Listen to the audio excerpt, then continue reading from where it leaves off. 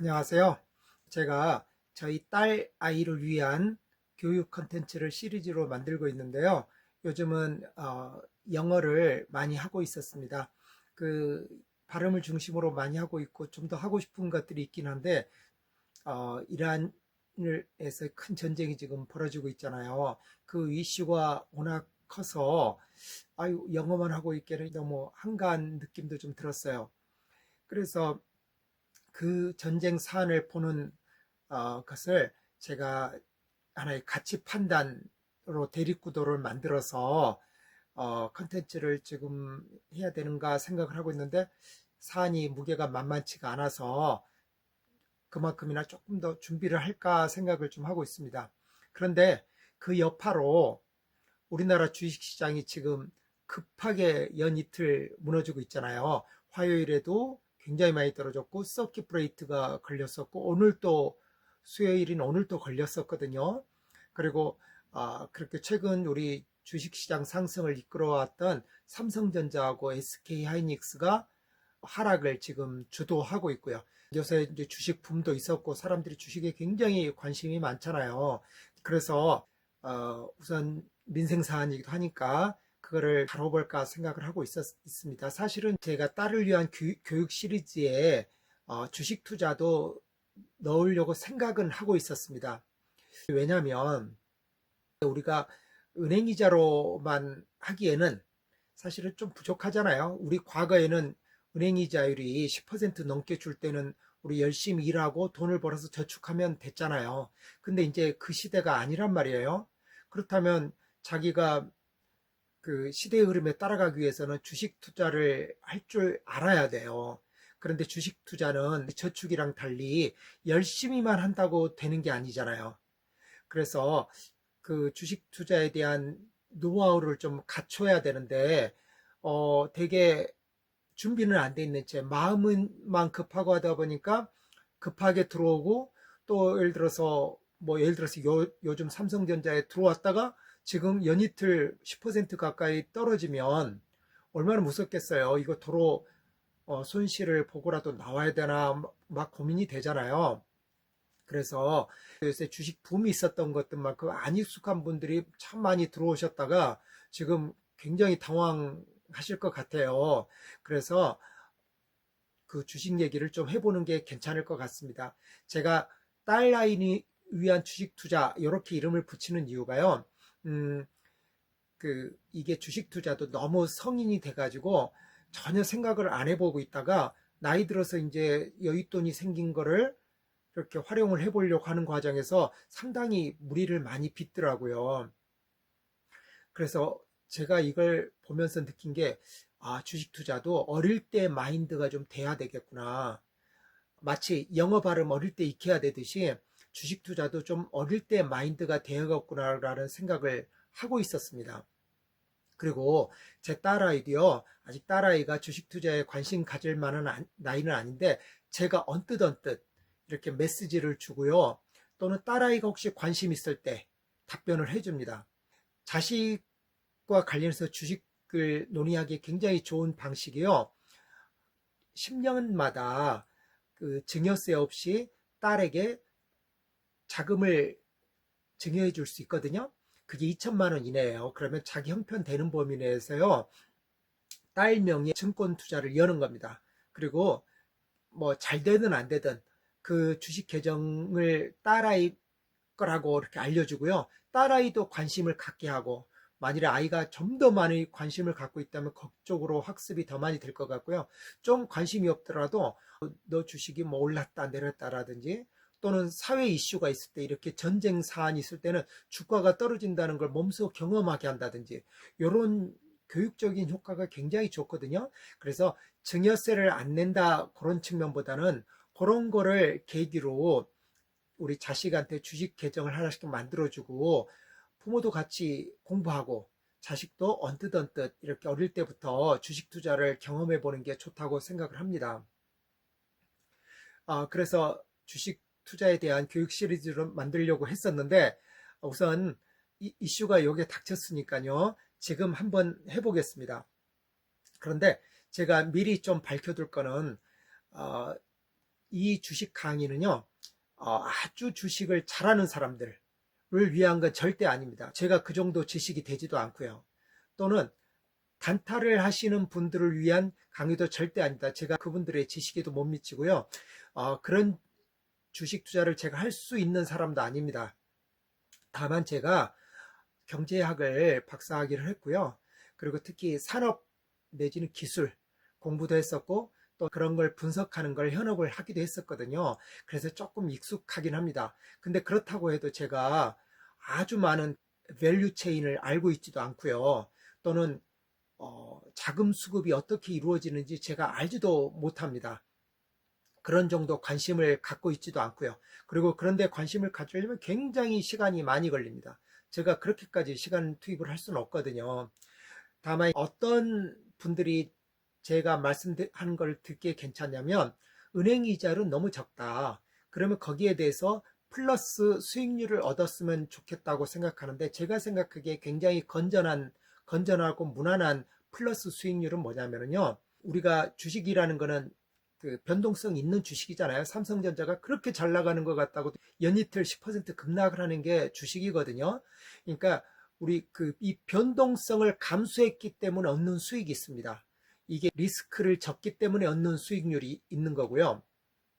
또 덧붙인다면은 기술 변동이라든지 경제 동향을 자기가 공부를 많이 하면 할수록 주식의 다양한 변동성에 대응하기 좋아지기 때문에 그런 지식 노동이 갖는 수익률이 있습니다. 특히 지식에 대한 거는 아주 많이 알면 알수록 수익률이 높아져야 되겠죠. 그런데 저도 앞에 말씀드렸던 것처럼 그렇게까지 알고 있지는 않거든요. 저는 이제 경제학을 전공을 했고 산업기술 쪽에 관심이 많이 있기 때문에 대강 흐름은 알고 있지만, 예를 들어서 어떤 뉴스가 있었을 때 어떤 업종이 수혜를 받고 어떤 기업이 수혜를 받는다, 이런 밸류 체인은 저도 잘 모르고요. 그런 건 나중에 사후적으로 뉴스를 보고서야 압니다. 그런 점 양지하시고 들어주시면 좋겠고요. 다시 이제 최근 우리 주식 시장으로 돌아와 볼게요. 최근에 제가 그냥 개인적으로 주식 투자에 대해서 어떤 문의 같은 걸 2번 받았었어요. 하나는 뭐였냐면, 여유자금이 조금 있는데 들어가야 될까 고민을 하셨던 게 있고요. 또 하나는 또 친지가 지금이라도 삼성전자 사야 되는가 얘기를 하더라고요. 워낙 주식시장이 좋다 보니까 포모라고 그러죠. 주식을 안 갖고 있다는 게 박탈감을 상당히 많이 줬기 때문에 그런 이제 문의를 하셨는데요. 제 응답은 뭐였냐면, 지금 주식시장은 조금 비싸다. 물론 더 오를 수도 있겠지만 이게 마치 달리는 말에 올라타는 것 같다. 그러면은 더 오를 수도 있겠지만 사람이 굉장히 불안하다. 주식 투자 같이 리스크가 있는 자산을 다루려면 투자하는 사람이 굉장히 안정적이어야 됩니다. 마음이 편해야 되거든요. 그런데 마음이 불안한 채 투자하면은요, 결과가 별로 안 좋습니다. 그래서 저는 어떤 면에서는요, 주식에 대한 정보 그 자체보다는 주식을 투자하는 사람들의 멘탈이나 자세, 이런 거를 조금 얘기해 보게 될 것 같습니다.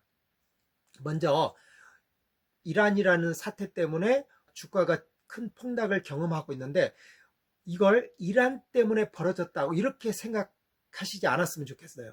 사실은 이미 굉장히 비쌌어요. 이미 그래서 기존에 보유했던 사람들은 어떻게 하면 차익 실현하고 나갈까 궁리하고 있는 타이밍입니다.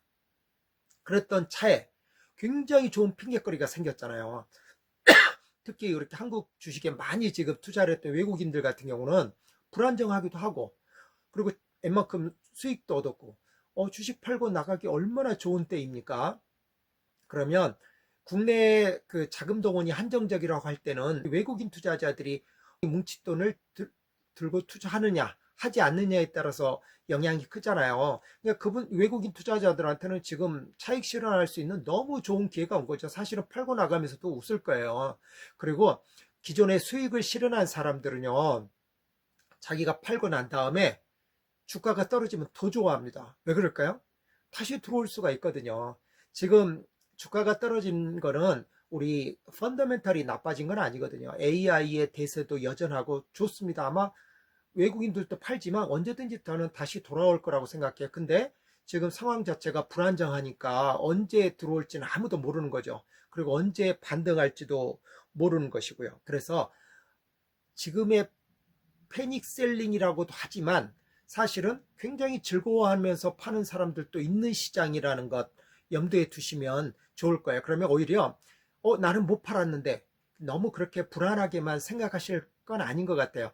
이렇게 주식을 안 해보신 분이 이런 시장에 들어오면 굉장히 패닉에 빠지실 것 같은데 이런 것도 견뎌볼 필요가 있을 겁니다. 물론 빚을 내서 왔다든지 또는 자기가 감당하기 힘든 수준의 자금을 동원했다든지 그런 문제가 됩니다. 제가 말씀드리는 경우는 여윳돈을 투자하는 분들에 해당되는 겁니다. 그런 분들이라면 이왕의 여윳돈이었고 또 주식이라는 게 이렇게 리스크가 크잖아요. 그런 걸 직접 한번 경험해 보는 것도 저는 나쁘진 않다고 생각합니다. 적어도 제 생각에. 그리고 아마 대부분의 전문가들도 지금 펀더멘털의 문제는 아니다라고 얘기를 하고 그런 점은 이제 존중해 줘도 괜찮을 것 같습니다. 그리고 또 하나 이참에 좀 알아두시면 좋을 게 되게 주식 투자를 처음에 하시는 분들, 저도 처음에 그랬는데 이동평균선이라는 걸 안 보고 들어오시는 경우들이 많아요. 그 이동평균선이 뭐냐면 제가 이제 나중에 옆에 사진을 걸어 둘게요. 현재 주가가 있잖아요. 그러면 평균들을 내 가지고 이렇게 5일 평균, 20일 평균, 60일 평균 이렇게 돼 있거든요. 60일 평균은 뭐냐면요. 석 달이에요. 20일 평균은 한 달이고요. 토요일, 일요일 빼면 얼추 20일이 되겠죠. 그리고 5일 평균은 일주일이에요. 이렇게 돼 있는데 이 평균선들이 이렇게 많이 벌어지잖아요. 그런 걸 이격이 커졌다고 그러는데 그러면 사실 이 상태는 불안하게 느껴야 됩니다. 주가가 이렇게 올랐구나라고 신나하실 만은 아닙니다. 이렇게 이격이 높으면은 언제든지 나가고 싶은 욕망이 듭니다. 그렇다고 할 때 최근에 비싼 주식을 사가지고 들어오신 분들은 굉장히 이격이 벌어진 상태에서 사신 거기 때문에 급락도 있을 수 있다는 것을 생각하시고 들어오셨어야 되는데 그런 건 이제 생각을 안 하셨겠죠. 그런데 적어도 여윳돈을 가지고 하셨고 뭐 삼성전자처럼 또 SK하이닉스처럼 지금 AI의 수혜를 받는 종목을 구입하신 거라면 견뎌보실 만도 하다고 생각합니다. 그리고 어제 오늘 많이 빠지면서 벌써 20% 가까이 이틀 사이에 빠졌었잖아요.